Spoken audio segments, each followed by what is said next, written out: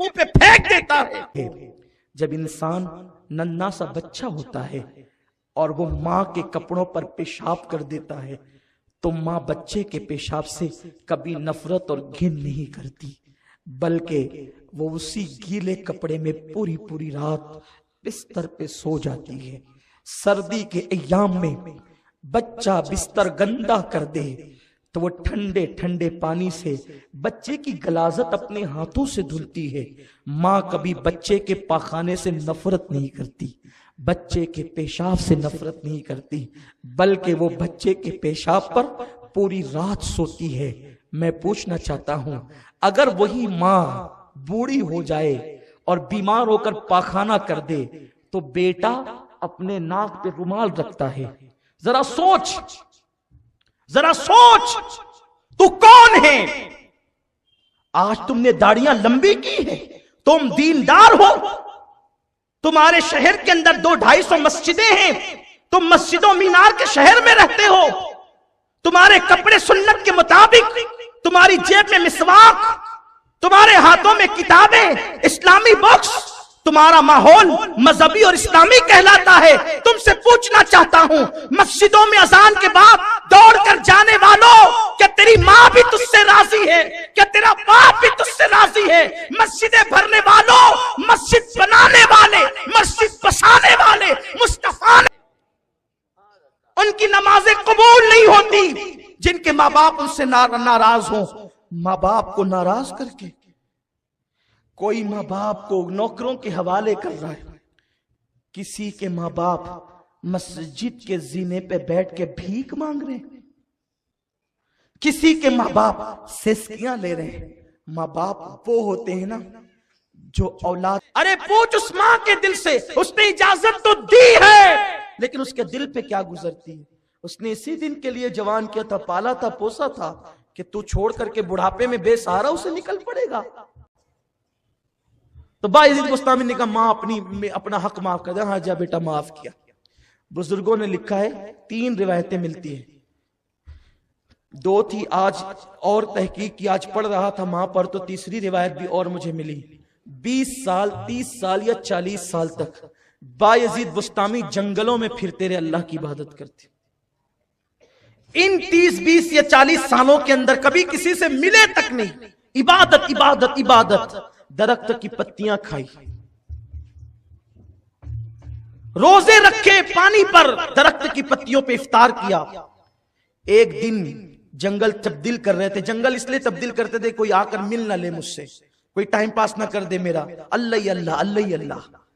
एक दिन जंगल बदल रहे थे, जंगल बदलते बदलते अचानक बस्ती में आ गए, और बस्ती में जब आए हैं तो उस वक्त सोचा रे ये तो बिस्ताम आ गया, मैं तो अपने घर आ गया हूं। तो जब बस्ताम की बस्ती नजर आई तो दिल में ख्याल आया अम्मी से मिल लेते हैं। फिर नफ्स ने कहा अरे 40 साल हो गए भाई, तेरी माँ मर चुकी होगी। कहा ठीक है, माँ अगर जिंदा होगी तो दुआ ले लेंगे, मर चुकी होगी तो कब्र पे फातिहा पढ़ देंगे। इसलिए कि एक माँ की कब्र पे जाना ये हुजूर की सुन्नत थी। हज्जतुल वदा में हुजूर पहले माँ की कब्र पर गए। ये मत समझो कि मर के मिट्टी में मिल गए, जाया करो। हुजूर फरमाते जो जुमा के दिन माँ बाप की कब्र पे जाए उसके मौत के बाद फरिश्ते उसकी कब्र की जियारत करेंगे। मरहूमीन को भूलो मत, उनको इसाले सवाब करो, उनकी कब्रों पे जाओ। हुजूर अलैहि सलाम खुद गए, सोचा कि चलो माँ की कब्र पे चले जाएंगे, लेकिन जब गली में आए तो रात काफी कड़ाके की सर्दी थी। घर सही सलामत देखा तो समझ गए कि माँ जिंदा है, हयात है। फिर सोचा चलो माँ को जगाएं। फिर दिल में ख्याल आया इबादत करके, वलिया माँ है, इबादत करके अभी सोई होगी, क्यों नींद में खलल पैदा करें। बैठ गए। बैठे बैठे एक अचानक ख्याल आया बायजीद तेरी दाढ़ी देख बिखरी हुई, कपड़े चितड़े हो गए, तू अपने आप को अगर आईने में देखे तो पहचान न सके तो तेरी माँ तुझे कैसे पहचानेगी। और पहले ही तो बूढ़ी थी, 40 साल हो गया, अभी कितनी बूढ़ी हो गई होगी।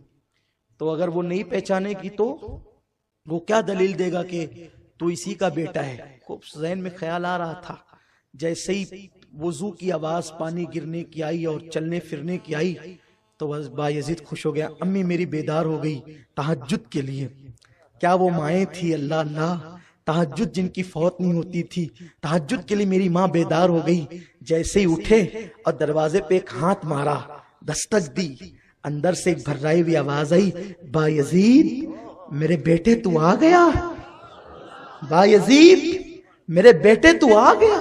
با یزید کے پیروں کے نیچے سے زمین کھسک گئی۔ میں تو سوچ رہا تھا کہ رات کے اندھیرے میں ماں پہچانے گی کہ نہیں پہچانے گی۔ 40 سال بیتنے کے بعد بھی میری ماں میرے دستک کے انداز کو بھی نہیں بھولی۔ میری ماں مجھے کتنا پہچانتی ہے کہ انداز دستک کو بھی جانتی ہے۔ جیسے دروازہ کھلا، سامنے بیٹے کو دیکھا، ارے بیٹا بڈھا ہو جائے وہ ماں کے سامنے بچہ ہی ہوتا ہے، بیٹا ہی ہوتا ہے۔ جب سامنے دیکھا، گال پکڑ لیے، یوں ہاتھوں سے پکڑ کے کہتی ہے، یقین نہیں آتا، سوچ رہی تھی میں خواب تو نہیں دیکھ رہی ہوں، خوشی خوشی کہتی، با یزید تو آ گیا؟ یہ کہتے ہیں ہاں امی میں آ گیا۔ تو آ گیا؟ ہاں امی میں آ گیا۔ تو آ گیا؟ ہاں امی میں آ گیا۔ بار بار بار بار حتیٰ کہ یقین ہو گیا کہ آ گیا، تو دوسرا جملہ کہتی، بیٹا کیا حال بنا رکھا ہے؟ رونے لگی، دیکھ تیری داڑھی، تیرے کپڑے کچھ قاعدے کی نہیں سی، کپڑے پھٹ گئے، چتڑے اڑ گئے۔ ماں ہاں بڑی عبادت و ریاضتیں کی۔ پھر ماں نے ایک چھپتا ہوا سوال کیا، با یزید میرے بیٹے تو مقام حضوری چاہتا تھا، تو ولایت کا جو مقام چاہتا تھا، کیا وہ مقام تجھے مل گیا؟ وہ مقام ملا تجھے؟ اب با یزید بستامی کو احساس ہوا، کہتے ہیں نہیں ماں، نہیں ماں، اللہ نہیں ملا، جو مقام چاہتا تھا وہ مقام نہیں ملا، بس اتنا سننا تھا، وہ مقام نہیں ملا۔ کتنے سال ہوئے تجھے گھر سے نکلے ہوئے؟ ماں 40 سال ہو گئے۔ 40 سال؟ ہاں ماں، میری گردن دیکھ ہری ہو گئی ہے درخت کی پتیاں کھا کے۔ کبھی پانی پہ سحری کی درخت کی پتیوں پہ افطار کیا، کبھی سحری پتوں پہ کی افطار پانی پہ کیا، یہ حال ہے۔ اللہ ہی اللہ کرتا رہا، نہیں ملا ماں، خدا نہیں ملا، نہیں ملا ماں۔ ماں ماں ہوتی ہے۔ بیٹے کی داستان غم سنا، آنکھیں آسمان کی طرف اٹھائی اور یوں ہاتھ پکڑ کر گالوں کا کہتی، اللہ میرا بیٹا کتنی محنت کر رہا ہے تجھے پانے کے لیے، اللہ یہ جو مقام چاہتا ہے دے دینا مولا، بس اتنا کہنا تھا۔ با یزید کی آنکھوں سے پردے اٹھ گئے اور جو دیکھنا چاہتے تھے دیکھ لیے، فوراً قدموں پہ گرے اور پھر کہتے، با یزید دیوانہ تھا، خدا کو جنگلوں میں ڈھونڈنے نکلا تھا۔ ارے با یزید تجھے کیا خبر، جس خدا کو تو جنگلوں میں ڈھونڈ رہا تھا وہ خدا تو یہاں ہے، اور ماں کی دعا کی طفیل مل جایا کرتا ہے۔ یہ ہے ماں، ماں کی برکتیں۔ اس لیے جو چاہتے ہو ماں سے دعا کرو، اپنا رشتہ مضبوط کرو۔ لیکن اب اختتام اس پر کروں گا، جب ماں کے بغیر خدا نہیں ملتا۔ یہ اینڈ ہے میری گفتگو کا، دل پہ لکھ کے لے جانا۔ جب ماں کے بغیر جنگلوں میں 40 سال تک مجاہدے اور ریاضتیں کرنے سے ماں کے بغیر خدا نہیں ملتا، تو رسول خدا کے بغیر خدا کیسے مل سکتا ہے؟ مصطفیٰ کریم کے بغیر خدا کیسے مل سکتا ہے؟ اور جب ماں کی بے ادبی کرنے والا جنت میں نہیں جائے گا تو نبی کی بے ادبی کرنے والا جنت میں کیسے جا سکتا ہے؟ اس لیے ماں باپ کا بھی ادب کرو اور حضور کا بھی، کیونکہ حضور کا مرتبہ ماں باپ سے، جس نے جنت سمیٹ کر رکھی ہے ماں کے قدموں میں، وہ میرا رسول ہے۔ تو جس طریقے سے باپ کو اے بڈھا یا اے بھیا کہہ کر نہیں بلا سکتے، اسی طرح نبی کو بڑا بھائی بھی نہیں کہہ سکتے۔ جیسے ماں سے چلا کے بات نہیں کر سکتے، اسی طرح رسول پاک سے بے ادبی سے باتیں نہیں کر سکتے۔ جیسے ماں کی پیٹھ پیچھے نہیں کہہ سکتے میری ماں تو ناٹی ہے، میری ماں تو ایسی ہے، میری ماں تو یہ ہے، بولو کوئی کہتا ہے؟ اس لیے تقریر میں بھی ایسا مت کہا کرو، ممبر سجا کر کے مت کہا کرو، ان کو تو علم غیب نہیں ہے، وہ تو مر چکے ہیں، وہ تو بیٹی کی شفاعت بھی نہیں کر سکتے۔ بولو ماں کی غیبت کریں تو انسان جہنم میں جائے، اور جو نبی کی اس طرح ممبر لگا لگا کر بے ادبی کریں تو وہ لوگ جنت میں کیسے جا سکتے ہیں؟ اس لیے اگر اپنی دنیا آخرت کا بھلا چاہتے ہو، ہاتھ جوڑ کر سب سے کہتا ہوں، اس کو مسلکی تعصب کا رنگ نہ دینا۔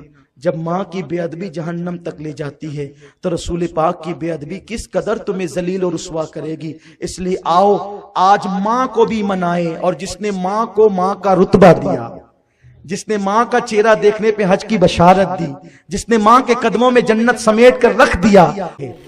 جب انسان ننھا سا بچہ ہوتا ہے اور وہ ماں کے کپڑوں پر پیشاب کر دیتا ہے تو ماں بچے کے پیشاب سے کبھی نفرت اور گھن نہیں کرتی، بلکہ وہ اسی گیلے کپڑے میں پوری پوری رات بستر پہ سو جاتی ہے۔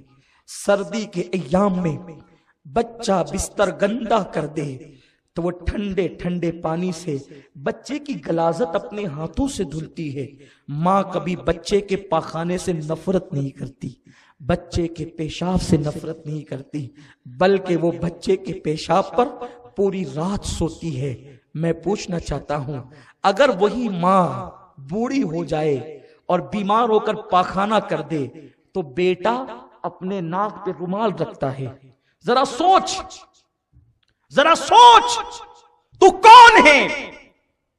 آج تم نے داڑیاں لمبی کی ہے، تم دیندار ہو، تمہارے شہر کے اندر 200-250 مسجدیں ہیں، تم مسجد و مینار کے شہر میں رہتے ہو، تمہارے کپڑے سنت کے مطابق، تمہاری جیب میں مسواک، تمہارے ہاتھوں میں کتابیں، اسلامی بکس، تمہارا ماحول مذہبی اور اسلامی کہلاتا ہے۔ تم سے پوچھنا چاہتا ہوں، مسجدوں میں اذان کے بعد دوڑ کر جانے والوں، کیا تیری ماں بھی تجھ سے راضی ہے؟ کیا تیرا باپ بھی تجھ سے راضی ہے؟ مسجدیں بھرنے والوں، مسجد بنانے والے، مسجد بسانے والے، مصطفیٰ نے فرمایا کہ جس کے ماں باپ اس سے ناراض ہو جائیں اللہ اس کی نمازوں کو اس کے منہ پہ پھینک دیتا ہے۔ ان کی نمازیں قبول نہیں ہوتی جن کے ماں باپ ان سے ناراض ہوں۔ ماں باپ کو ناراض کر کے کوئی ماں باپ کو نوکروں کے حوالے کر رہا ہے، کسی کے ماں باپ مسجد کے زینے پہ بیٹھ کے بھیک مانگ رہے ہیں، کسی کے ماں باپ سسکیاں لے رہے ہیں۔ ماں باپ وہ ہوتے ہیں نا جو اولاد کے عیب کبھی بیان نہیں کرتے۔ پاکستان کے ایک اولڈ ہاؤس کی داستان کسی مفکر نے لکھی۔ ایک جوان بیٹا بیوی کے کہنے پر ماں سے علیحدگی اختیار کرنے کا پلان بناتا ہے، اب ماں سے کہتا ہے، ماں چل میں تجھے کہیں گھمانے لے جاتا ہوں۔ بوڑھی ماں خوش ہو گئی۔ یہ گھمانے کا سسٹم بھی بڑا عجیب ہے، بڑی معذرت کے ساتھ۔ یوں بھی محفلوں میں ہنسنا ہنسانا میری طبیعت کے بہت خلاف ہے، اس لیے کہ لوگ ہنستے وہاں ہے جہاں لوگ بہت خوش ہوتے ہیں۔ جس کی قوم ہر وقت کچلی جا رہی ہو، ہم اپنی محفلوں میں کیسے ہنسے ہنسائیں؟ لیکن میں عرض کروں، میرے آقا فرماتے ہیں، میرے نوجوانوں ذرا غور سے سن لو، آج تم میری تقریر نہیں بلکہ میرا درد دل سن رہے ہو۔ عبد الماجد بھائی نے مجھے موقع فراہم کیا کہ میں اپنا درد دل تمہارے سامنے پیش کروں۔ میری مائیں اور بہنیں بھی یہاں موجود ہیں۔ اللہ کے حبیب علیہ السلام فرماتے ہیں، جو اپنی ماں پر اپنی بیوی کو ترجیح دے گا اللہ نے اس پہ جنت کی خوشبو بھی حرام کر دی ہے۔ میں سوچتا ہوں جمعہ کے دن، اتوار کے دن لوگ بائک پہ بٹھا بٹھا کر کے اپنی بیویوں کو پارکوں میں، ہوٹلوں پہ گھمانے لے جاتے ہیں۔ کیا کبھی تم اپنی ماں کو بھی لے کے نکلے ہو اس طرح گھمانے، تفریح کرنے؟ جبکہ بوریت کا احساس اس کو زیادہ ہوتا ہے، وہ بوڑھی ہو گئی ہے، وہ اب اس کے پاس کوئی بیٹھنا پسند نہیں کرتا۔ کبھی ماں کو بھی تو لے کر نکلو، کبھی ماں کو بھی تو تفریح کراؤ۔ جتنا قیمتی جوڑا بیوی کو لا کے دیتے ہو، کبھی ماں کو بھی تو لا کے دو۔ شہر مالیگاؤں مندی میں ڈوب گیا ہے، لوگ دعائیں کر رہے ہیں، رو رہے ہیں، گڑ گڑا رہے ہیں، ہم بھی آپ ہی میں شامل ہیں۔ لیکن میرے آقا فرماتے ہیں اگر کوئی تنگ دستی سے نجات چاہتا ہے تو وہ ماں باپ پر فراغ دلی سے خرچہ کرے، اللہ اس کے رزق میں برکتیں عطا فرمائے۔ تنگی کا علاج ہے۔ آقا فرماتے ہیں جو ماں باپ کے ساتھ اچھا سلوک کرے اللہ اس کی عمر لمبی کر دیتا ہے، اس کو مالدار کر دیتا ہے، مالا مال کر دیتا ہے۔ آقا فرماتے ہیں کہ جو نماز میں اپنے ماں باپ کی مغفرت کے لیے دعا نہ کرے اللہ اس کی نماز کو قبول نہیں کرتا، اس کی نماز ناقص اور نامکمل رہتی ہے، اس کی نماز ادھوری رہتی ہے جب تک وہ اپنے ماں باپ کے لیے مغفرت کی دعا نہ کر لے۔ تو ایک جوان نے اپنی ماں کو گھر سے باہر نکالنے کا پلان بنایا اور اس نے کہا ماں چل میں تجھے گھمانے لے کر چلتا ہوں۔ بوڑھی ماں کے دل کی کلی کلی کھل گئی، دل کے کانوں سے سنے۔ میری مائیں اور بہنیں بھی یہاں جوان میری بہنیں بیٹھی ہوئی ہیں، میں ان کا بھائی، ان کا خادم، اور میں ان کا شکریہ ادا کرتا ہوں۔ دور دور سے آتی ہے محفلوں کے اندر، میں کہتا ہوں جب آپ کا شوہر آپ کی طرف متوجہ ہو تو کبھی تم بھی تو کہہ دیا کرو کہ وہ تمہاری ماں ہے، ذرا اس کا بھی خیال کر لو۔ اگر ایک بیوی اپنے شوہر کو یاد دلائے، خدا یاد دلا دے کہ اپنے ماں کا بھی ذرا خیال کر لو، تو شاید میں سمجھتا ہوں کہ شوہر آپ کے کہنے پر کچھ کرے گا۔ اور آپ کا حال تو یہ ہے، آپ کو اپنی ماں اچھی لگتی ہے، شوہر کی ماں اچھی نہیں لگتی۔ لیکن میری بہن یاد کرنا، یاد رکھنا، اپنی بوڑھی ساس کو تو کب تک ستائے گی؟ ایک دن تو بھی ساس بنے گی، اور جو سلوک آج تو اپنی ساس کے ساتھ کر رہی ہے، اس سے بدترین سلوک تیری بہو تیرے ساتھ کرے گی۔ اس لیے کہ اللہ دور نہیں ہے، کما تدین و تدان، تم جیسے کرو گے اللہ تمہارے ساتھ ویسے ہی بدلہ لے گا۔ وہ عورتیں سکون سے ہوتی ہے بڑھاپے میں جو اپنی ساس کی دعا لیتی ہے، کیونکہ تمہاری جنت تمہارا شوہر ہے اور تمہارے شوہر کی جنت اس کی ماں ہے۔ اگر تم ساس کو گھر سے باہر نکلنے کا پلان کر رہی ہو تو گویا کہ تم اپنے شوہر کو بے جنت کرنا چاہتی ہو۔ اسے جنت کیسے ملے گی؟ بیوی نے بہکا دیا، یہ پلان بنا لیا کہ ماں سے الگ ہو جانا ہے، اور ماں سے کہتے ہیں ماں چل تجھے، ماں کی کلی کلی خوش ہو گئی، آج میرا بیٹا مجھے گھمانے لے جائے۔ بوڑھی ماں کو وہ لے کر کار میں بٹھایا اور اولڈ ہاؤس کے دروازے پہ کار کھڑی کی، پارک بنا ہوا تھا، اس کے زینے پہ ماں کو بٹھایا، کہا ماں دیکھ یہ اولڈ ہاؤس ہے، یہ بڈھا گھر ہے، یہاں بڑی خدمت کی جاتی ہے، بہت خیال کیا جاتا ہے، آج سے تجھے یہاں رہنا ہے۔ اچھا میں چلتا ہوں، میرے لیے دعائیں کرتے رہنا، جب جب موقع ملے گا میں آیا کروں گا ملنے کے لیے۔ ماں نے حسرت بھری نظر سے اپنے جاتے ہوئے بیٹے کی کار کو دیکھا۔ بیٹے کے گھر میں کوئی کمی نہ تھی، بہت مالدار تھا وہ، لیکن بیوی کے کہنے پہ ماں کو الگ کر رہا تھا۔ ماں نے اپنے دوپٹے سے تھر تھراتے ہوئے ہاتھوں سے دوپٹے سے آنسو پوچھے، اور ماں کو کیا یاد نہیں آتا ہوگا، وہ گیلے بستر پہ سونا، اپنا دودھ پلانا۔ یہ دودھ کیا ہے؟ خون کے کئی قطرے ملتے ہیں تب جا کے کہیں دودھ کا ایک قطرہ بنتا ہے۔ 2 سال تک پورے شوق کے ساتھ ماں اپنے بچے کو دودھ پلاتی، ماں کبھی سینے لگاتی، کبھی چومتی ہے، کبھی پیار کرتی، کبھی محبت کرتی، بلکہ وہ محبت ہی تو کرتی ہے، اور کرتی کیا ہے؟ اس نے جاتے بچے کو دیکھا، جوان بیٹے کو دیکھا، لیکن بڑھاپا حسرت بھرے انداز سے ٹھہر گیا، اور جوان بیٹا کار میں روانہ ہو گیا۔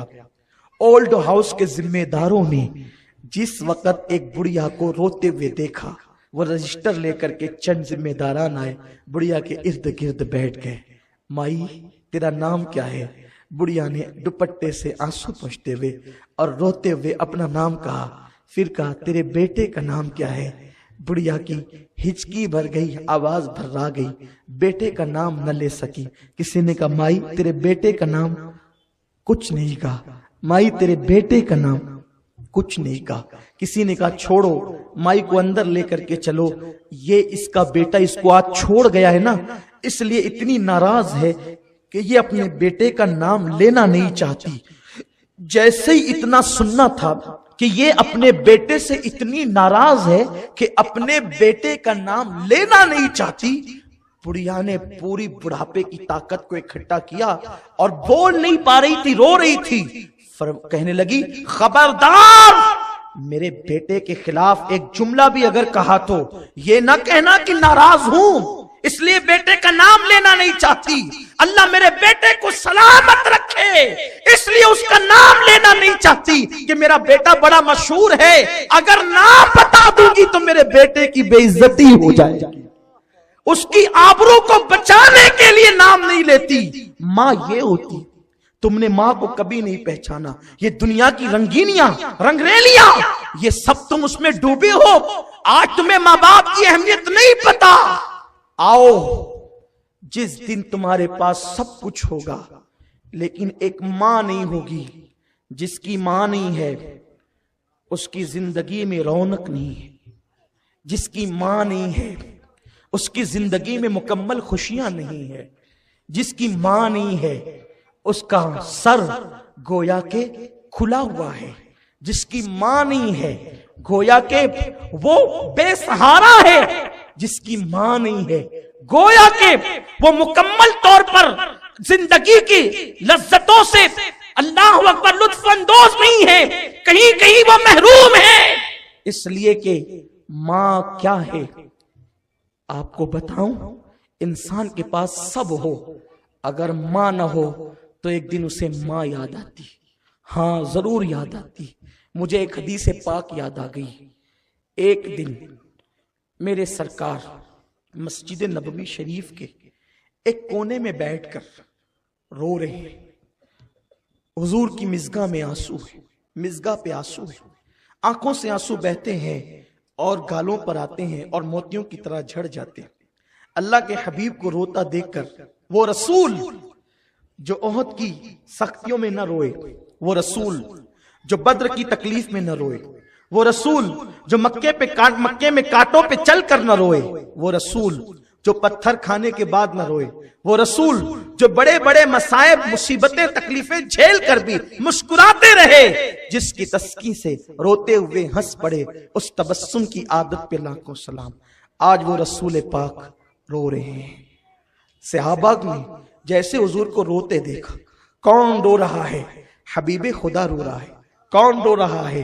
جان آدمیت رو رہا ہے۔ کون رو رہا ہے؟ جان آبرو انسانیت رو رہا ہے۔ کون رو رہا ہے؟ معلم کائنات رو رہا ہے۔ کون رو رہا ہے؟ انسان کامل رو رہا ہے۔ کون رو رہا ہے؟ مالک جنت رو رہا ہے۔ کون رو رہا ہے؟ قاسم نعمت رو رہا ہے۔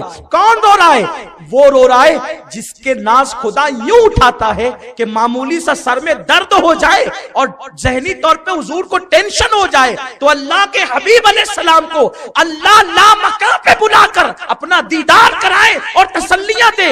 وہ حبیب رو رہا ہے جس کو کوئی گالی دے دے تو وہ چپ رہتے ہیں اور جواب اللہ عطا کرتا ہے۔ وہ حبیب رو رہا ہے جس کی گستاخیاں کی گئی تو قرآن مقدس میں جواب اللہ نے عطا فرمایا۔ وہ پیارا حبیب جو لیٹ جائے تو یا ایھا المدثر کی آیت نازل ہو جائے، جو اللہ اکبر خرام ناس فرمائے تو لا اقسم بہذا البلد قرآن کہے، جو مسکرا دے تو قرآن والنجم کہے۔ وہ پیارا حبیب رو رہا ہے۔ اس حبیب کو روتا دیکھ کر صحابہ جو جان سے زیادہ پیار کرتے تھے آگئے ارد گرد، حضور ہمارے ماں باپ قربان، آپ کو کس چیز نے رلایا؟ آپ کیوں رو رہے ہیں؟ آقا فرماتے ہیں آج مجھے میری امی حضرت آمنہ کی یاد آ گئی ہے۔